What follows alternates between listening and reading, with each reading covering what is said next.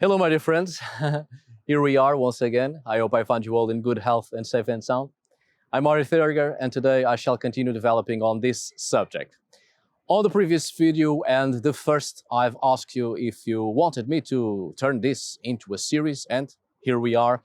The White One series is official. Thank you for your feedback, and I was pleasantly surprised with your comments. Once again, there has been a lot of very positive feedback from your part, very cheerful, hopeful, encouraging, and a healthy eagerness to learn and to share information. And a lot of affection and appreciation, so much so that I began to wonder, Mom, is that you using different accounts? She is definitely my biggest fan, but it wasn't her commenting, it would seem. Anyway, you said you wanted it. So I'm here to deliver this series, and only the gods know where this is going. Thank you for your support, friendship, and words of encouragement. Now, just before we start, let me just share a few words to make this even more clearer. No worries, I'll place time markers on the video so you can just skip ahead if you don't want to listen to this part.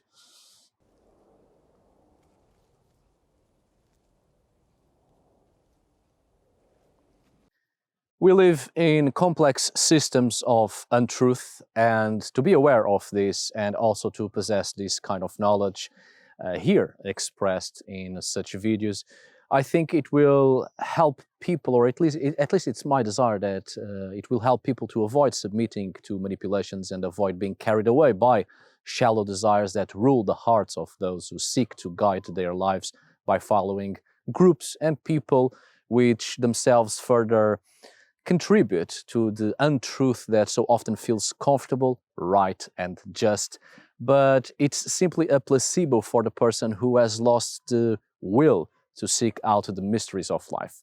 At least it is my desire to help you and to help myself by sharing experiences that help us to avoid going deeper and get stuck into such systems of untruth. Of course, from time to time, it is inevitable to be victim of such systems, but at least it is better to walk forward with some knowledge rather than to completely throw ourselves into the world without any clues. I know that deep down the human spirit craves for such mysteries because it presents a life of freedom away from the webs of deceit of our human social systems.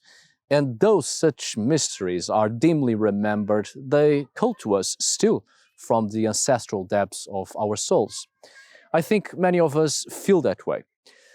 So now let's delve into this, my dear friends, if you please. All right, let us pick where we left off in a previous video. I've talked about the fact that when we start to get ourselves into magic, witchcraft, the occult, sorcery, whatever you want to call it, it is inevitable that we start to draw attention, especially if your focus is much more through an animistic perception, and indeed you feel like it is important to establish relationships with other beings. However, when you are taking the first steps, that is not what you should concern yourself with at first, in my opinion, of course. Sometimes we are so eager to establish contact with a reality and a population of beings that we often forget about the attention we are drawing from unwanted persons that can have a serious negative impact on your life and on your path. I understand that many people, many of us, most of the time start off into this course, in this direction of wanting to delve into magic because it is an escapism, for whichever reasons, of course. I don't judge such a decision, and it is perfectly understandable, right? However, the more we delve into this, it starts to become real.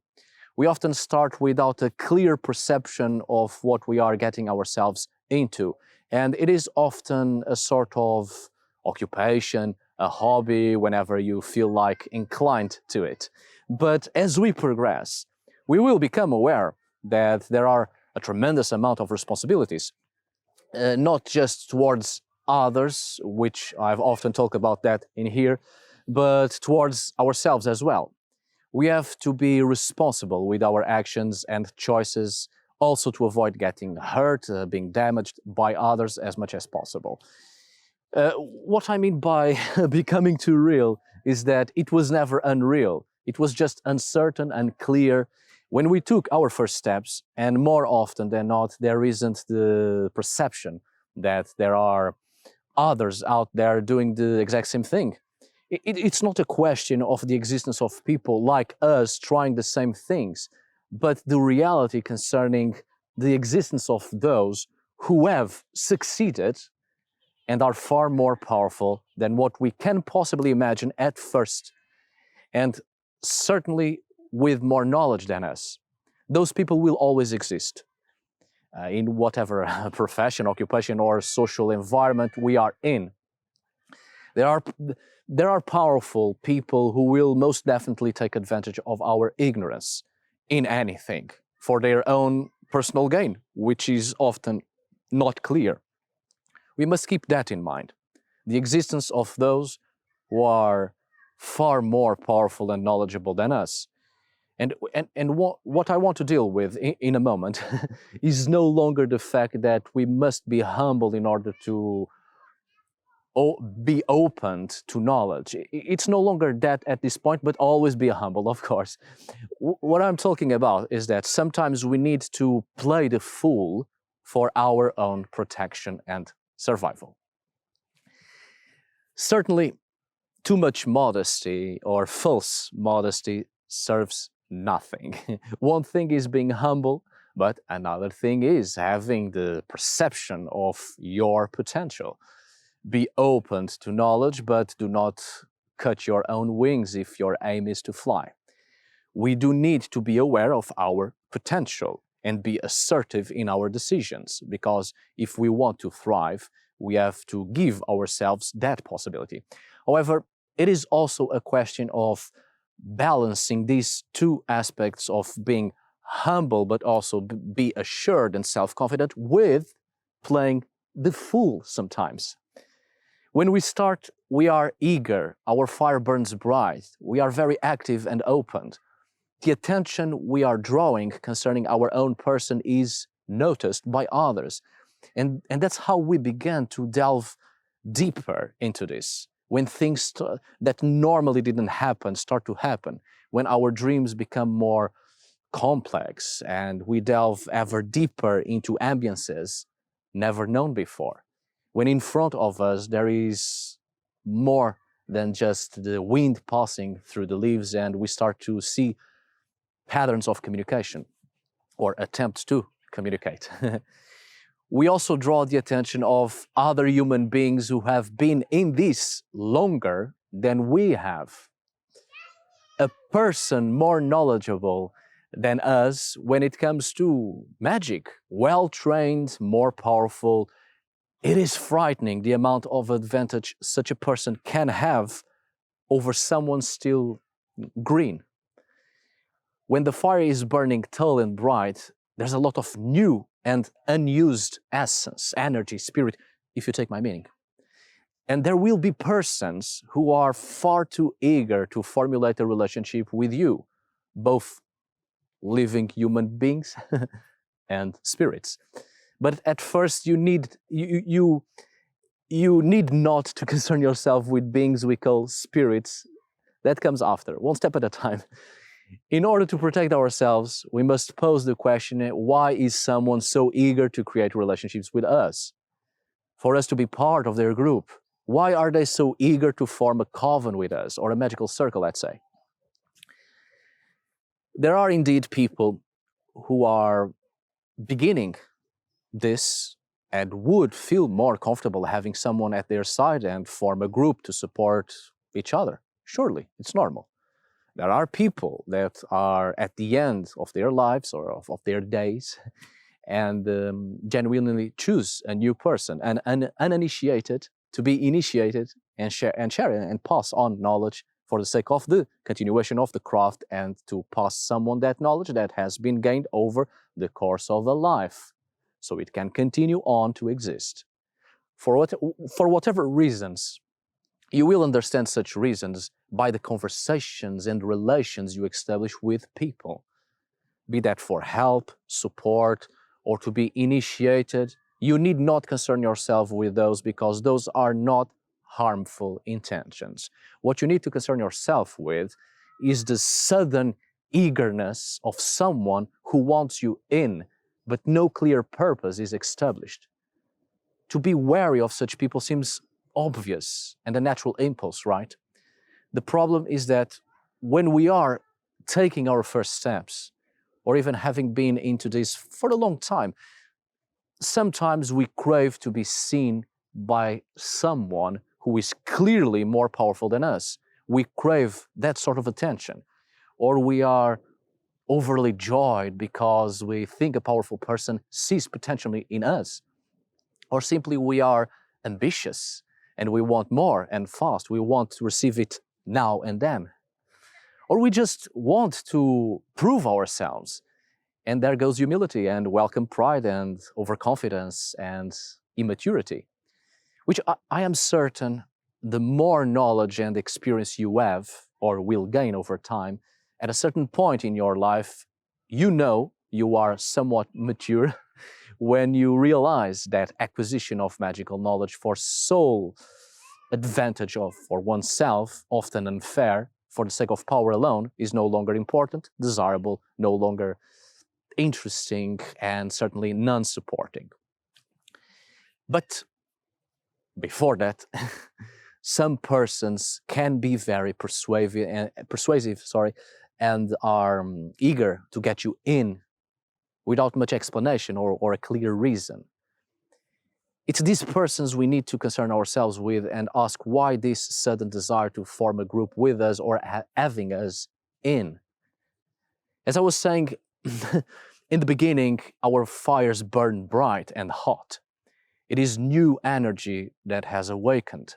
This energy and will emanating from you is highly coveted by some people and some groups, and sometimes you can easily spot that their intentions are not the best when they try to incorporate you and seduce you on the spot, far too ardent and eager in their wishes to have you in, when they offer you perhaps a rapid initiation, all the knowledge you need in a few sessions, or they want money in return, which rarely happens in witchcraft. It becomes easier to protect yourself when you know that teaching you these things, passing on this type of knowledge, takes time, a lot of work and effort, a lot of time power and strength is put into it from the part of the person who wants to truly pass on knowledge to you. So knowing this, you already know that something is amiss, something bad is afoot when someone promises you a fast initiation. Doesn't matter how powerful and old someone is concerning magic. No one can teach you about it in such a short time period. But others are very good in what they do and are patient, and their intentions are better concealed. This is when you must act as a fool, deliberately, but always be wary. In my experience, of course. Pretend that you don't quite understand what is this thing they talk about and what is a magical circle, a coven, a group for. I cannot tell you specifically what questions you should ask because in this type of situations, we only truly know how to deal with them in the moment, on the spot, according to the interaction and the way people express themselves and their behaviors. But it is often life-saving, purposely acting like a fool in order to retrieve more information, in order to draw out the concealed intentions, even if it's just tiny details that will immediately tell you, there it is, red flag right there. Question yourself why a person or a group is overly eager to include you, initiate you, have you. You see, the real problem we are dealing with here is precisely our eagerness to delve into this type of work. It is our newly awakened flame that can be turned against us because it is new, it is active, it is strong, and as such it is desired, coveted. Let me try to better explain this by using the word energy for a lack of a better term, because there really is no term that can fully express this essence, this power we have in us that can barely be explained properly, but it can be felt, and I know many of you feel it, but can't quite explain what it is, right? I've spoken of this before, but not quite under these terms. So bear it with me, please. I'm truly trying my best here and struggling a little bit, as you can see. When dealing with magic, especially in terms of witchcraft, people deal with energies that can be drawn from objects, places, persons.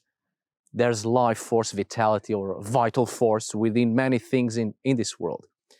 In a ritual working space, it is important to develop the ability to draw and concentrate vital force, energy, which can be of persons we call spirits, or the energy residing in things or persons. Drawing this energy results in the loss of it from where or whom we are drawing it. It results in the loss of vital force.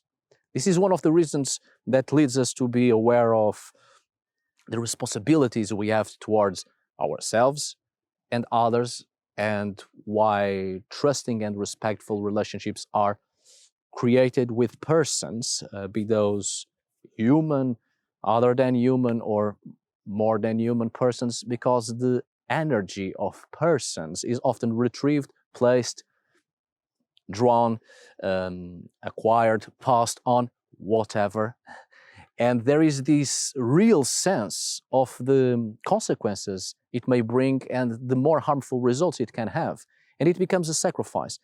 And it must be a conscious sacrifice. If I am to give part of my energy, I must not do it so lightly and completely unaware of the consequences. It must be perfectly conscious of the consequences which might have for me and others.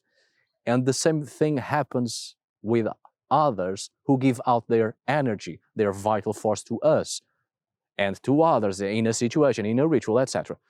Mutual respect, understanding, gracefulness, and no small amount of courtesy. To put it simple, in a ritual you raise energy, whatever the means are, be that through dance, chant, sing, all the above, sexual intercourse, the use of power objects, and other pragmatic behaviors. One seeks to achieve and increase an increase in energy available to us to conduct it towards the intended purpose. We are channeling vital force from ourselves or others, which is power, it is energy, it is the element through which we ignite the mechanisms that will help us to conduct the ritual towards the most successful outcome possible. The effort to manifest an excess of power that can be directed to do something, right? There are energies available and capable of being manipulated by those who have the knowledge of it, the experience, the amount of information that has been gathered over time through failures and successes. There are, of course, obviously, appropriate means of raising and using such energies. That's a subject for another time. Now, this energy can be drawn from a variety of places and persons, the earth itself. However, it is important to state that the original idea of having a group of people participating in ritual was precisely to draw these energies, the vital force from those who participate in the ritual, the participants and the practitioners. Drawing out and conducting and manipulating the energies that are central to whatever ritual being performed. It is the energetic activity that is central to the ritual, and through the ritual, it is expressed and concentrated. The raising and sending of this energy is in focus. Now, someone who is full of this energy and uninitiated, often a person starting whose mind and body have not yet been used in such a way and has not yet been opened to these activities, and has not yet been transferring such energy on other occasions, it is a person full of vital force. So the reasons behind the eagerness of wanting such uninitiated persons are centered in that particular reality. It is a new flame, a newly awakened fire, a powerful energy, unbesmirched vital force. Perhaps that's too powerful a word, but you take my meaning. It is a powerful energy coveted in several rituals, and the uninitiated may not be aware of this and not fully agree with it and knowing the full consequences. But if there isn't previous knowledge concerning the desires, the reasons, the consequences for such eagerness and to have such a person in a group, there's really nothing to agree or disagree with, right? Taking advantage of someone's ignorance or taking advantage of someone's bedazzlement, fascination, innocence, naivety even. The more we delve into this, the more real it gets, and the darker aspects of it as well. In animism, in general terms, death is understood as the result of the loss of vital force. If we are not aware of how much it can be given and retrieved, we run into the risk of utterly spend it, especially if it is against our will and knowledge. There's no telling how much of it is drawn from us and others and what consequences it may have, which is also why it is important to establish relationships of mutual respect and trust with persons of the world we are going to contact and have exchanges with when there's a need to conduct our efforts towards a specific goal that require the aid of those who can lend their energy, part of their vital force, in previous arrangements and agreements we have established with them. Everything is transformed and negotiable. This is one of the reasons why I said before at other times that in the beginning it's best not to put too much effort into building new relationships with any person, be that spirits or humans.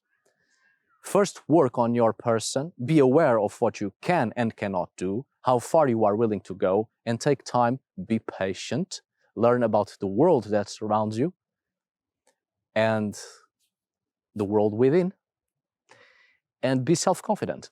Gather as much information as you can and to protect yourself.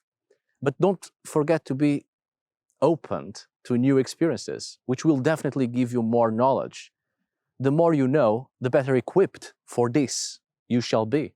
And certainly you will also be able to minimize as many harmful outcomes as possible. But you are never truly safe and protected all the time and forever. But of course, it is best to be ready and possess some knowledge than to only have your own naivety as a paper shield.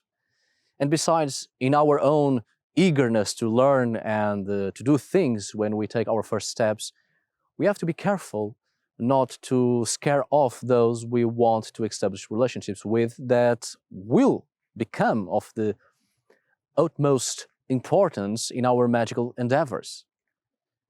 In my own experience, it is best to be patient and leave an apple on a stone from time to time and observe the events than to rush into the forest seeking to see that which we are not even sure if we truly want to see, or look for what we don't even know what to look for. It is like creating a relationship with a human person when you are an adult. You don't attach yourself to someone's legs and tell them, "Now we are friends, please take me in." You will scare them off, most likely.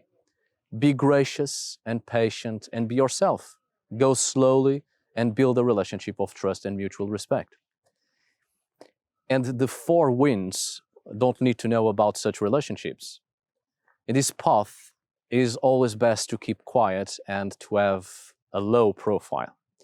Announcing that we are witches, shamans, sorcerers, wizards, and whatnot often results in drawing unwanted attention or the wrong attention, and certainly not the one we truly need to thrive, endure, survive, and flourish. Whether we are or are not what we claim to be, such announcements will often give us more trouble than not, and challenges we do not have yet the capacity to overcome. Anyway, there's always someone far more mature, powerful, and knowledgeable than us, as I was saying. Knowledge doesn't automatically make someone a decent person. Each one's moral values or moral notions are their own and may only make sense to them. Be wary, be attentive, and although it is important to keep the flame alive and continue to be eager to delve in and let your heart and soul burn bright, don't let such flame consume you to the point of being surrounded by smoke and unable to see beyond the fire. Let the fire breathe, give it space, time. Don't put too much wood on it, but keep feeding it. Remember, you want a fire that burns hot and bright, and not a fire that gives too much smoke. Now, let us move on to a step I think to be important, and like many before me and certainly others after, but hopefully fewer. This is a step I wish I had known and interiorized before starting. So this isn't just for those taking the first steps, but also for those who somehow have managed to turn back and get rid of everything that was attained in order to start over, and this time minimizing dangers, suffering, and pain as much as possible. There's an important step. I do think it is quite important. I would even say paramount. Taking ownership of your own person. It's time to make a stand and be firm. Be conscious of who you are, who you want to be, who you want to become, and where do you want to go in your craft. You are a certain person right now, so it is vital that you claim ownership of who you are and not who you were and not who you might be, because you aren't that person yet. Claiming ownership of your mind, body, and spirit, so you can hold on to your vital force and claim it as yours. Allow me to explain, please. As said before, many of us start such a path as an escapism, but when we realize the responsibilities and the real dangers, it is often too late, unfortunately. If we advance into the craft with uncertainty or the natural juvenile naivety, others may claim ownership of ourselves and we get into their hands, losing freedom and losing control of our actions. And we simply sway whenever they send a gust of wind, and the rest of the time we stand still, going nowhere, neither growing nor thriving. We endure but we do not flourish. There are many ways to claim ownership of your own self. I'm not here to teach you those. As said before in other videos, what works for a person seldom works for another. Go ahead and experiment and see what best approach, what type of ritual best suits you and works for you. There are people that start by, for instance, smoking their environment, right? Their house, the place where they know it will be their main workplace for the craft. Others do other type of rituals involving a bath, burning of specific herbs, immersing from the waters, dressing specific clothes, cover themselves in ash, go out in the night to practice or do ritual for a determined amount of time, or nights or phases of the moon, or all the above, step by step. That doesn't matter now. You discover it for yourself. It's better that way, in my opinion, of course, than to waste time following what someone told you specifically to do. Discover for yourself. There are many ways and certainly many people that have shared their initiatory rituals so you can get some inspiration from. The point here is to affirm your position and be assertive concerning your magical work. Through the initiatory ritual, you claim your own body, your own mind, and you claim the territory that is yours to perform your craft. You are setting up boundaries by affirming who you are, what kind of person you are, and who you want to become, what you want to achieve. One of the important aspects of this is also to set up boundaries concerning other people in your life. How much or how far do you want them to know and be involved? Are you indeed capable of saying no or yes in a given situation? That's what you need to be certain of. You are taking ownership of yourself. And to do that, you have to be clear and firm. Even though we practice some sort of magic, inevitably we are persons of this world, so we will socialize. We are persons who socialize. The first persons we socialize with are other humans in our lives. So think about it. How many of those people you truly want or need in the practice you are making and in the space you do it? Who is to be allowed in? And those you allow, in which circumstances they can or cannot be around? How are these people affecting you or your own self? How much influence they have on your person and on your mind and life?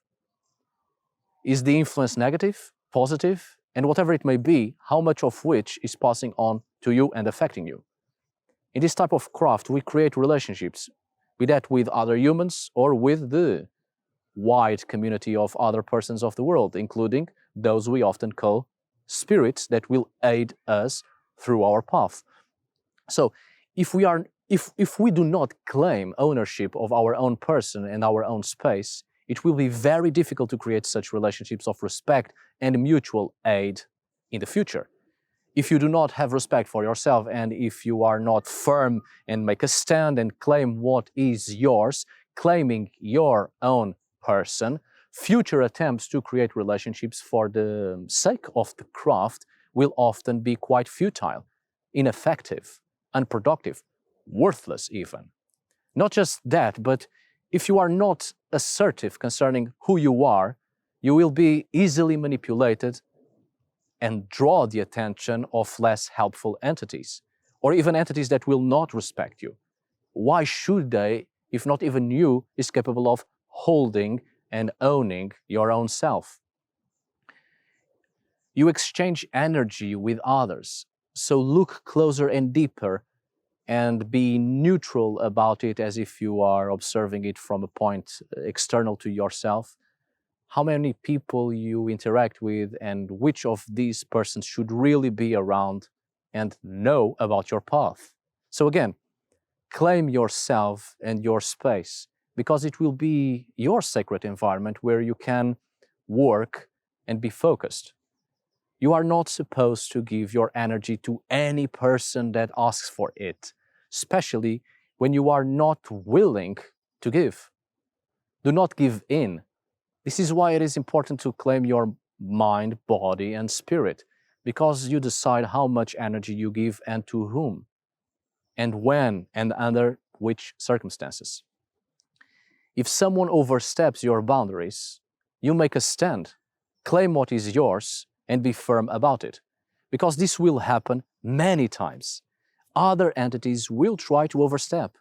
The others sometimes try to go over the fence you have created, so be firm. When it is no, then it is no. When it is yes, then it is yes. It's life-saving being assertive concerning yourself and what you want to, and what you are willing to give. Be solid, direct, and decisive about what you want and who you truly are. You will want to create the right relations. This is important on a far bigger level than just your social life, because when you step into the wider environment of spirit entities, you cannot go with doubt and giving in to the first person that asks something of you or oversteps. In order to create the right relations, you avoid disrespectful approaches or clear signs of taking advantage of your indecisive temperament.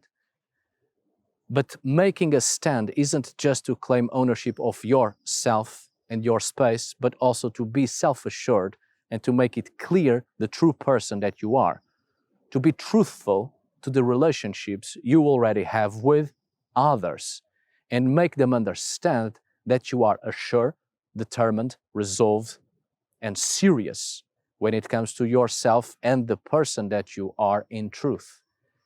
If you are not capable of respecting others around you, if you do not honor your relations, if there isn't reciprocity from your part, and you simply show yourself as a person in doubt, incapable of honoring others' boundaries and the boundaries you have set for yourself, and selfish, incapable of exchanging gifts and not giving others the same that was given to you, then when you do step into the world of spirits, they already know what type of person you are, and they too seek the right relations, which they will see in you someone to avoid by being unsure, unsteady, and feeble. No one out there and all around you will ever take you seriously if you do not make a stand and claim ownership of your own self, your own space, and your own desires. Build a strong personality, and it will be a shield against the wrong relations that are attached to those who express instability and vulnerability. You have to be certain of who you are and who you want to become and the path you want to take before starting anything. This is the importance of initiation rituals. Those are not meant simply as a ceremony and you just continue to be the same person as before. Those are meant as a rite of passage, so you can be transformed and grow into a person perfectly capable of owning their own mind and intentions and capable of practicing reciprocity. Someone who can be trusted. Respect and trust isn't given or taken. Respect and trust is earned. So again, and sorry for the repetition, but I do find it to be extremely important. Express your true self and true nature and become decisive, confident, assured, certain. Otherwise, it will only be a downfall which will affect you or your own being in several negative ways, or rather, it will have a severe impact on your own person, even physically and mentally speaking. And instead of rising up, you will spiral down until you are too far gone to be lifted up again. The idea isn't just to create the right relations, but also to establish respect and consent, consensual exchanges of vital force. And I know many who say they work some form of magic will state that they work alone and need not any relationship. Maybe it is so, and I have no knowledge on those terms to be able to have any word on it. However, I have found that in traditional folk magic, especially what we call witchcraft, there's no such thing as being alone. There are others out there, And if we so often speak of the spirits, it is rather strange to claim to work alone when there's clearly plenty of entities we interact with in such a path and in our craft. Proper, respectful, and consensual relationships with the people in our life will result in making us more assertive. And as such, in every future relation with other entities, not only you are prepared, but such entities already know what kind of person you are and who are they dealing with. That is the most important part, I think. Any relationship that shall be built with the others, they have to know who they are dealing with. Own yourself, and that also means being perfectly clear and aware of your intentions and your own power. You will certainly find difficulties and things you would rather not do, or persons you would rather not involve yourself with, so be self-confident and strong to own it. Most of the time ends up being a question of saying yes or no. Do not let your decision be suppressed by somebody else's will. Do not let your voice be muffled. And just as the same way we claim ownership of ourselves in order to avoid being changed and shaped by others, we too must not suppress someone else's identity. Otherwise, that would be quite hypocritical and a sign of weakness, and after all, a failure in practicing reciprocity. The way you treat others reveals something about you, and as such, other entities will know how to expect you to behave in relation to them, especially when they are building a relationship with you and you with them, or trying to. The person that you are determines future outcomes in any relationship. Moving on, the previous bit about creating right relations lead us to another reality that is often dismissed, mostly out of pride. As I said, in this type of life or path, I've often heard people say they need no one and that they are doing things by themselves. However, there isn't one single person in this world that is a lonely rock on an isolated island in the middle of the ocean. We may survive in the forest on our own in a certain period of our lives because we know how to build a fire, how to make shelter, and how to forage for food. But who taught us all of that? There's always someone who gives us knowledge of things and teaches how to do stuff. There was always a mother or a father, another relative, a friend, a loved one, a stranger, someone we had in our lives that gave us knowledge of things. They have given us the tools so we can continue to work and explore the rest for ourselves. And in turn, someday, perhaps, hopefully, we will pass some wisdom into another. When it comes to this type of life, especially dealing with traditional folk magic, there's also the communication and establishing relationships with the others beyond our mundane life within the confinement of our human reality. For lack of a better term, let's call them spirits again. This type of interaction with them is fundamental because it results in knowledge that is crucial for our craft. Our craft depends on such relationships. So we are never truly working alone. But I do understand that in the beginning, we have this tendency. We are proud and we think we are able to do it all by ourselves without any previous knowledge at all, or help. This idea often results in stagnation, or worse, having thin skin, and our sense of pride is easily wounded. If we are to establish a healthy place of work, both without and within, it is important to establish the right relations, meaning to be in good terms with the persons that exist and coexist in our immediate surroundings, be those human persons or otherwise. We need to create allies because as we progress in this type of life or in our craft, there will certainly be moments when we will be face to face with several dangers and with entities that can cause us serious harm. We need to create good relations with persons that will aid us in the most difficult situations.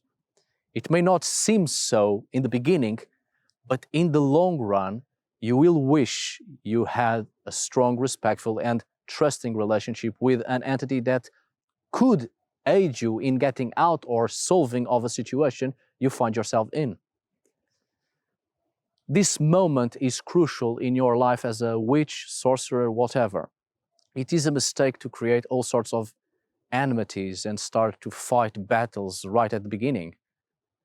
That's a very bad start, in my opinion, especially when it comes to our sense of pride.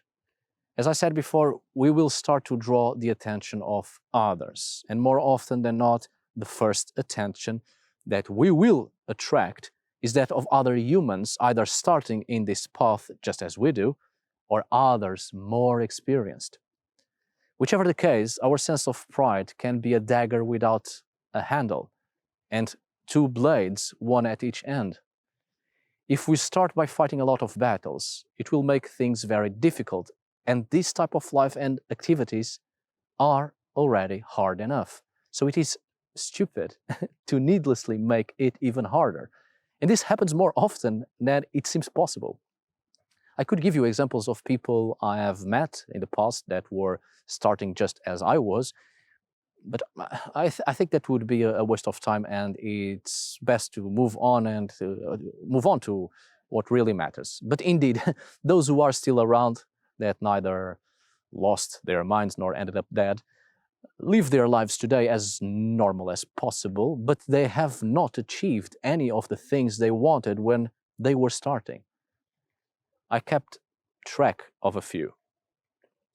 I think the point here is to minimize as much harm and trouble as possible. There's no point in fighting such battles because that will just pull us away from the exercises we need to be doing concerning our own person and the preparation of our working space and the right relations we need to be building. When I told you before to think deep and focus on the relations you truly want to keep around you and be part of your life, and the ones you need to get away from and set up boundaries, this is also it. There will be people that will want to purposely hinder you and will want to create these stupid, needless battles. Don't let your pride speak louder than your reason. These type of people won't go anywhere, so don't let them drag you down as they sink. Don't make it harder than what already is. Minimize as much adversity as possible. Begin from a healthy and harmonious stance and position by working on yourself and on your relations. Because when the chaos starts to settle in, and when you truly start to engage with completely different realms and occasionally the entities that decide to test you in the most brutal and harshest ways, you will need to be firm and well-rooted. Easier said than done, obviously, but it's a question of being prepared before actually doing anything. That's with everything in life, of course.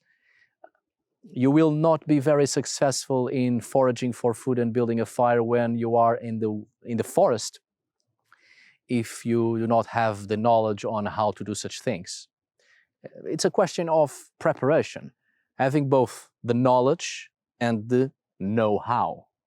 And for that, we need to remove the elements that hinder our apprenticeship. It is a work of preparing the place where you will physically work, as much as the inner space, of course. You will become both a transmitter and a receptor, and it is really important that both functions work properly and harmoniously. If there's a message to be sent but no one to receive, it is utterly useless. As you can see, we are still talking about the first steps to take before starting any actual work or being in a position to receive any information, or even if we have already been receiving information from an early age, of course it happens, and it is still happening right now, or having certain experiences. This type of personal work is important before trying to truly comprehend the information and experiences that have been coming in. But this is just my advice, that's all. Because most of us are already experiencing something and receiving information that doesn't come from us, but it is given to us even before thinking about or having ever heard about such things as witchcraft, the occult, magic, sorcery, etc. And at such stages, we don't yet have the capacity, the knowledge, the tools to truly unravel and understand these waves of mystic information.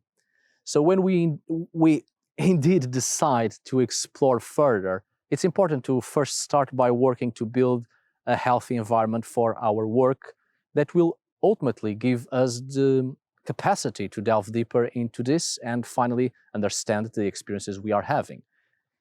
If we are persons that have a lot of inexplicable experiences, strange phenomena happening to us, premonitions, visions, cryptic dreams and such, shouldn't we, at the very least, try to understand what is going on? And to do that, we need to be prepared to receive the knowledge and then to actively apply it if we decide to truly delve into the mysteries of life. Picture your life as a magical environment. Include in your days routines and behaviors that are different from anything else that you have until it turns into a ritual. Make your days magical and it will start to be so, until you are so immersed in it that you will realize you are no longer in the same reality as before. There will be a day you will wake up and everything may look the same to your eyes, but it is absolutely different and it feels different. Bring your visions into life. Let your imagination flow and express it as much as possible in your waking moments, and it will be so. This facilitates in bringing inside what is outside waiting for you. Those you have attracted and recognize your presence are waiting for an invitation or an opportunity to interact or a reason to be seen. The harmonious environment you are creating for yourself is also meant to be charming and pleasant for those with whom you want to create right relations. It starts with you, in you, and within your own space before moving out of your comfortable zone, familiar zone, which will happen eventually in time when you are ready and have the necessary allies to guide you through the unknown realms. Be patient. To persevere is to conquer your goals due to the fact that you remain firm and faithful to your ideas and purposes. Let's now jump into the good stuff to finalize this video, just giving you a glimpse so we can pick it up on the next episode, perhaps, or the 4th episode, I don't know. When we are constructing our own space to begin the work in whichever craft we are developing, there's also the important step of beginning to be more familiarized with our surroundings and the places we are choosing to work at. We discover a particular part of the forest. We would like to be a place from which to work on relationships with the others of the area, or a place in your garden if you have one, any place at all, out of your domestic environment, but in the near vicinity, not going too far yet, but getting to know your immediate surroundings outside your own home. This is the moment when people usually start to bring offerings on a regular basis and constructing an outdoors altar, cairn, a fire pit, and so on. A series of actions to start building the right relations, which I'm not going to give concrete examples because what works for me may not work for others and vice versa.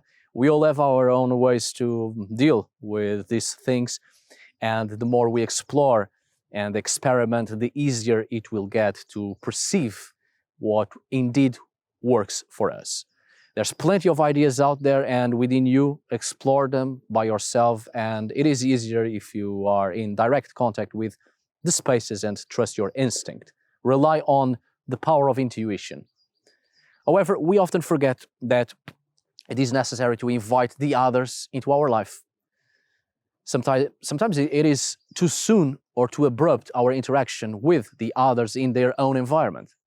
I am not saying that it shouldn't be done. At a certain point, it should indeed. I just think it would be more effective also inviting them into your own environment.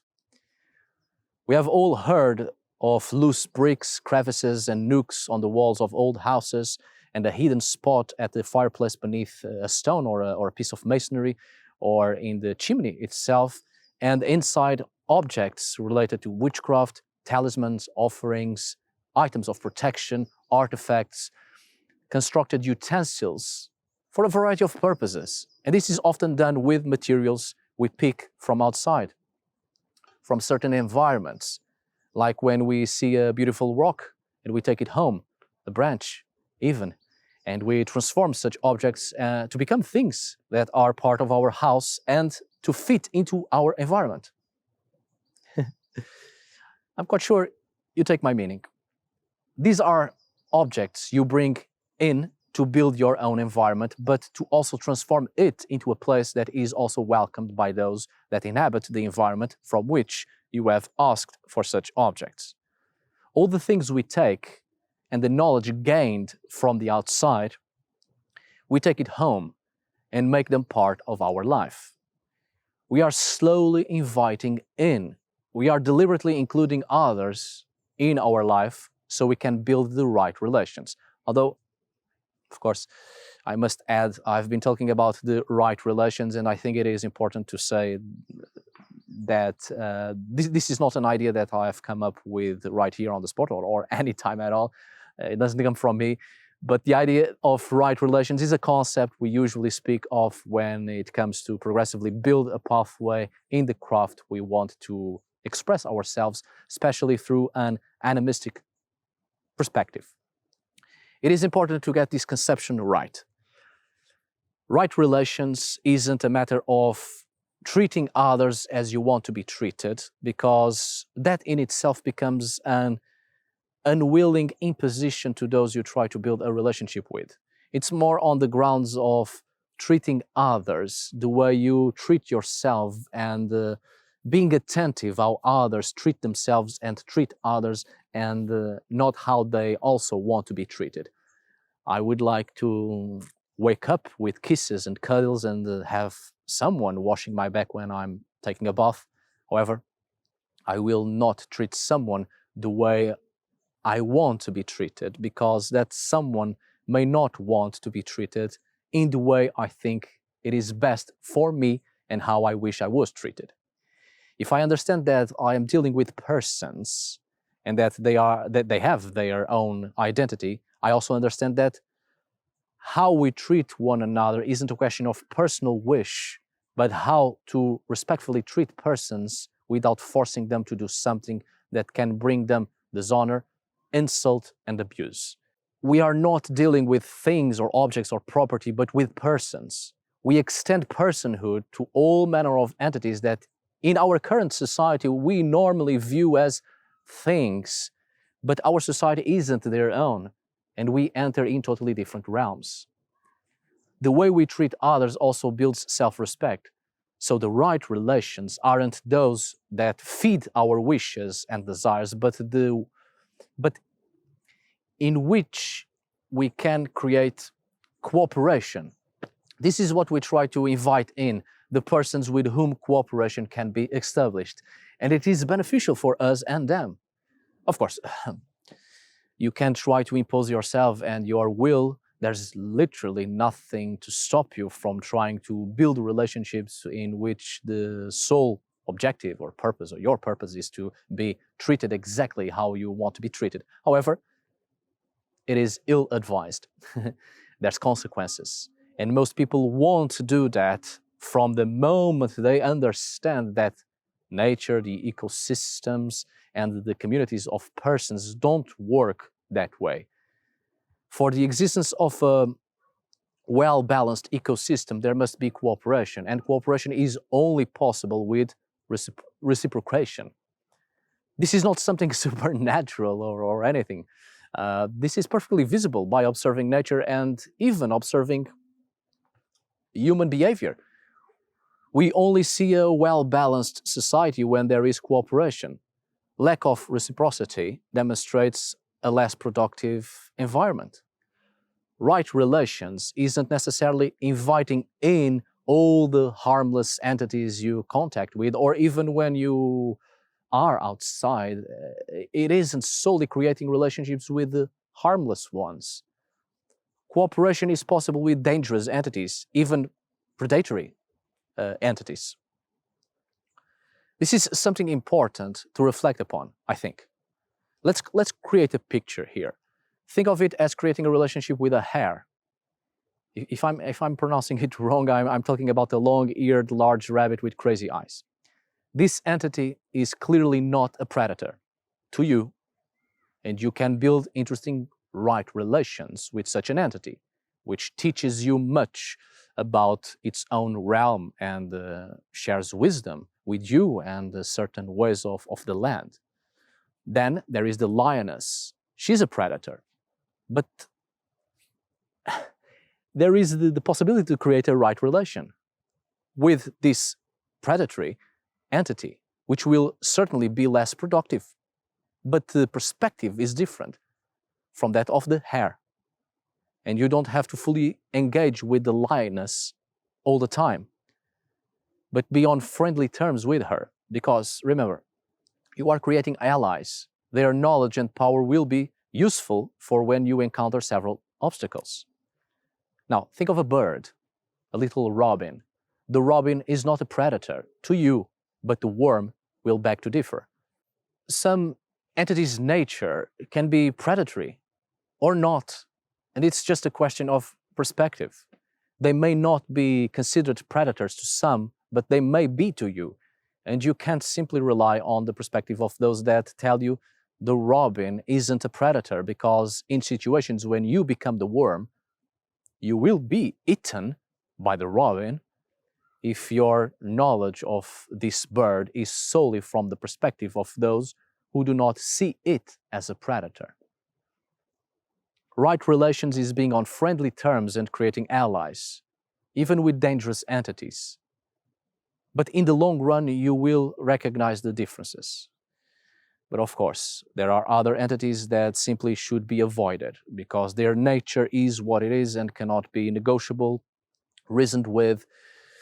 There's no possible bargain. Think of it as a black hole.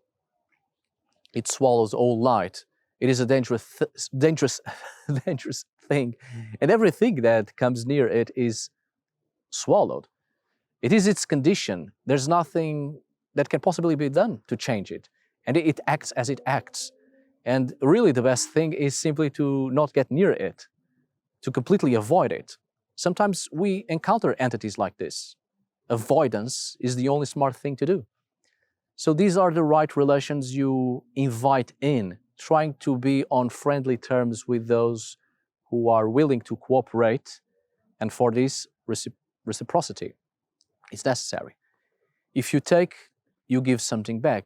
If you want, you ask. Be cooperative and be reachable. It's time to construct your space of work and to create lines of connection between your space and others' spaces. The rock and twig you take are part of an environment, and such objects can work as in-between devices, so you can invite in and be invited out. Your working space is no longer the regular space that once was, but a realm in between, which is attractive to you and others. This is why you also need to be careful concerning the relations you have in your social life, especially with other human beings, and who you truly want to invite and be part of this realm. Certain spaces we build are sacred to us, and the fewer people in there, the better, as many may not understand the true purpose. Besides, when you create relationships with the others outside, from outside, a foreign element to this space they are used to can be quite disruptive. It's like when you are used to inviting a friend into your house, and one day this friend comes with with another friend you don't know, and an extended invitation without your knowledge and without your consent. It can be quite disruptive.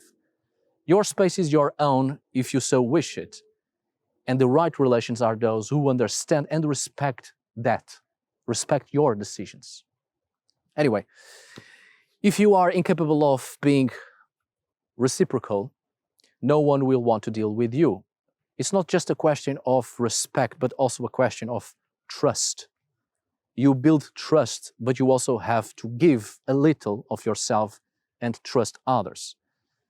So those little steps of building your environment and these lines of connection are crucial, because not only you are trying to build trust from your part and from their part, but you are also testing who is determined to build a relationship with you.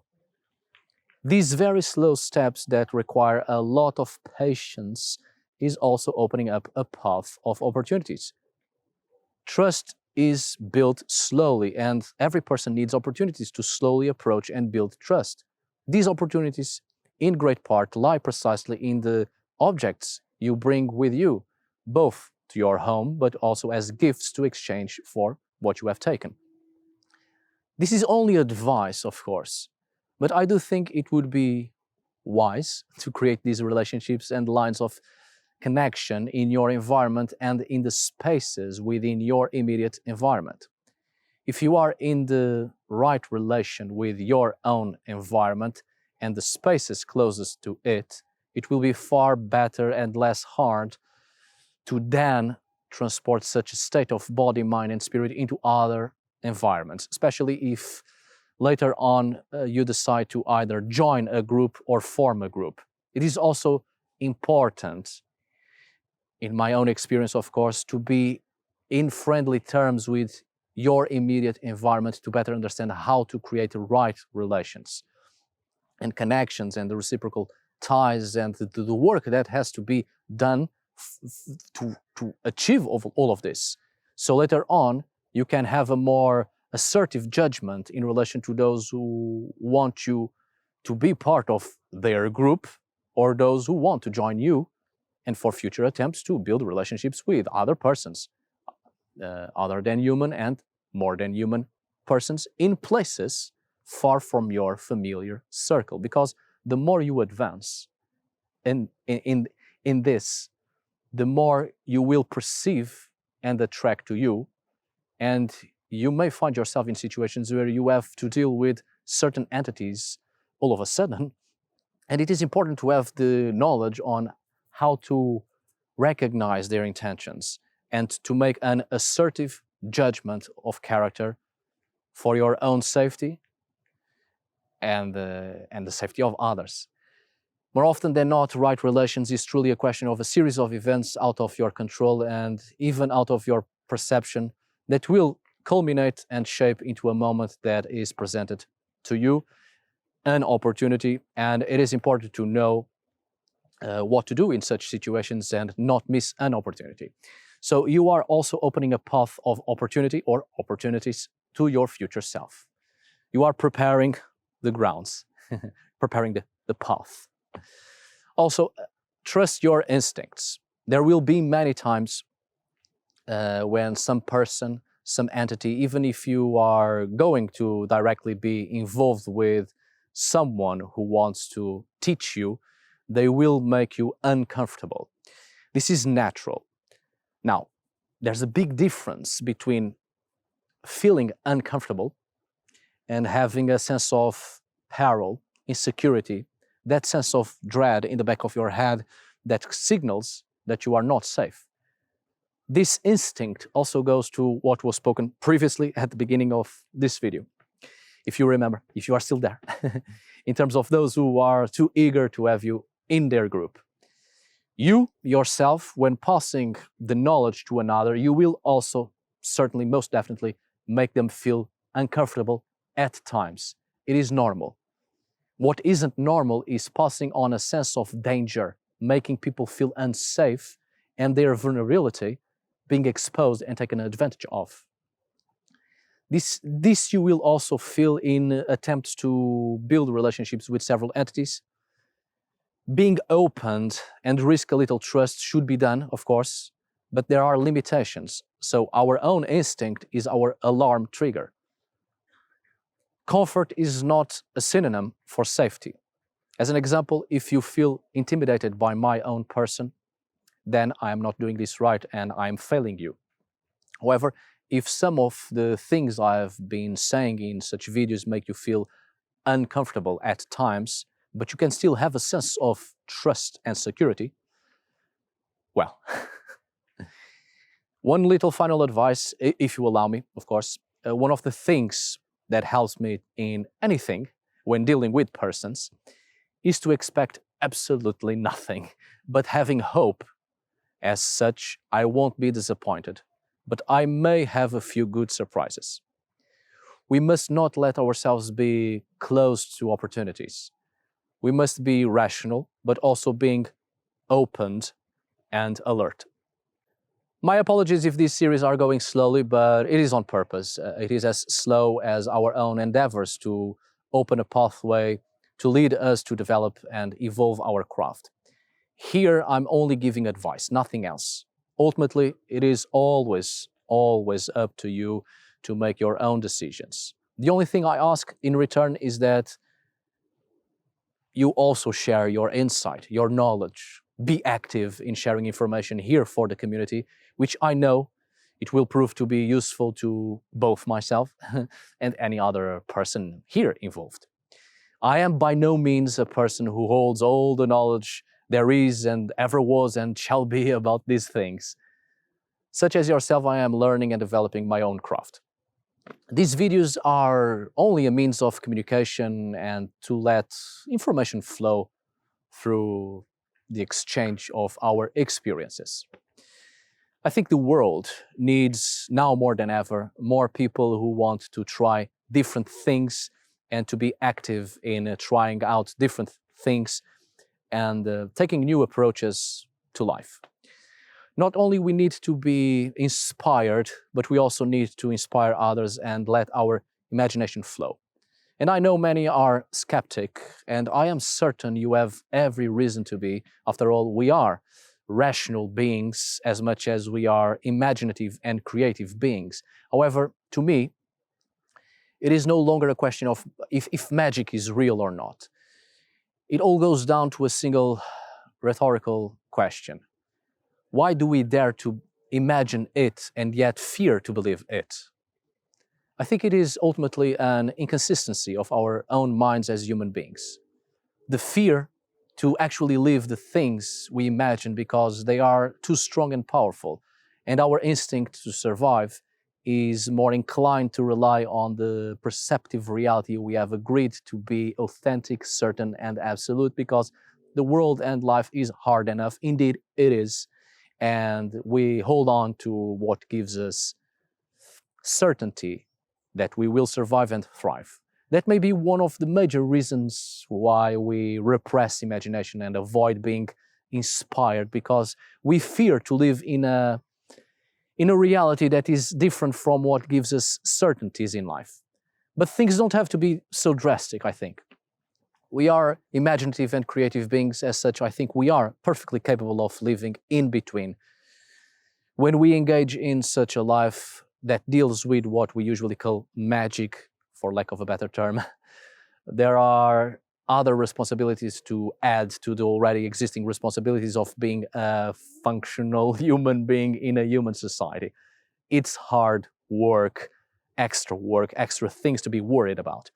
But we are all strong enough and perfectly capable of existing and living in a multitude of realities.